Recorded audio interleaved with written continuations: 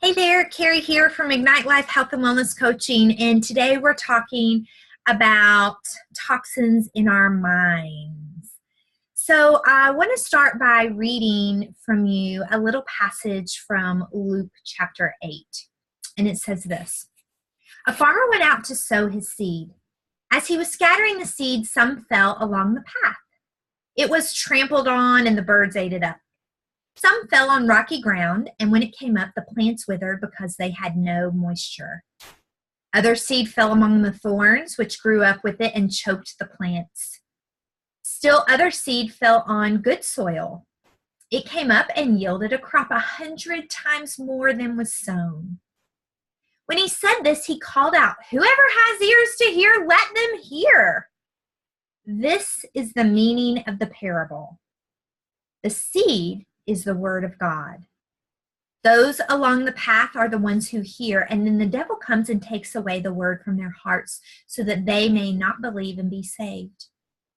Those on the rocky ground are the ones who receive the word with joy when they hear it, but they have no root. They believe for a while, but in the time of testing, they fall away. The seed that fell among the thorns stands for those who hear, but as they go on their way, they are choked by life's worries, riches, and pleasures, and they do not mature. But the seed on good soil stands for those with a noble and good heart, who hear the word, retain it, and by persevering, produce a crop. So those verses from Luke chapter 8 tell us that nurturing the seed of faith is important, especially in our minds.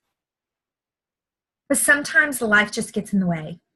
Sometimes we go through a dry spell where we're not looking to God for nourishment. And sometimes it seems like the beasts of this world are after us and we're constantly on the run and afraid. And sometimes we just feel completely choked by our circumstances. Toxic minds and thoughts show up in feelings of being stuck in a rut, of having no passion, if you're burned out, if you're angry all the time, if you feel numb, if you're exhausted, if you have a foggy brain, if you have a hard time laughing anymore, if you can't seem to get refueled, you're tired all the time, if you can't seem to get things done, this is a sign of a toxic mind. And perhaps it's time to allow God to take over that part and release any toxic thoughts or worry or pride that's getting in the way of us showing up for Christ. So there are lots of ways that you can help with this toxic mind or with our thoughts. And one of my favorite things to do is to focus on the positive. If you know me at all, you know that I have a passion for gratitude. And gratitude is so important in keeping our minds healthy. And I just do a simple gratitude journal every day. First thing in the morning, I write down 3 things I'm grateful for. And then at the very end of the day, I write down 3 amazing things that happened. And that's one thing that really helps to keep my mind focused on the positive and not go down those toxic negative thoughts. Another thing to think about is there's a really great verse in Philippians. Philippians 4:8 says, "Finally, brothers and sisters, whatever is true, whatever is noble, whatever is right, whatever is pure, whatever is lovely, whatever is admirable, if anything is excellent or praiseworthy, think about such things."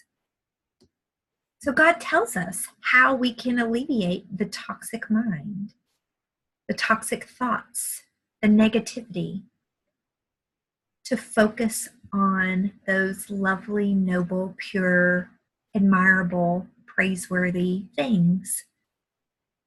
Now, for some of us, that's easier said than done because maybe we're in a season where the darkness is so dark, we can't even see the light at the end of the tunnel. It's completely shut off. And I know what that feels like because I've been there too. And what I might offer is to keep holding on. Don't give up hope. Keep pressing forward and really reaching as often as you can towards positive thinking. Because what happens in our minds affects what happens everywhere else. In our bodies, in our environment, in our relationships, in our jobs, with our kids, with our parents. Everything starts in our minds. And so if we can begin to draw our minds to the positive, even if it's the hardest thing we do all day long, that's going to get us one step closer to the light. Cling to Jesus. He's there for you. And capture every thought. Make it give up and obey Christ. That's what he tells us. So muddle around with that a little bit and maybe do some brainstorming or journaling on how you can capture your thoughts and make them give up and obey Christ. And then let me know what you come up with. I'd love to hear your thoughts. Talk to you soon.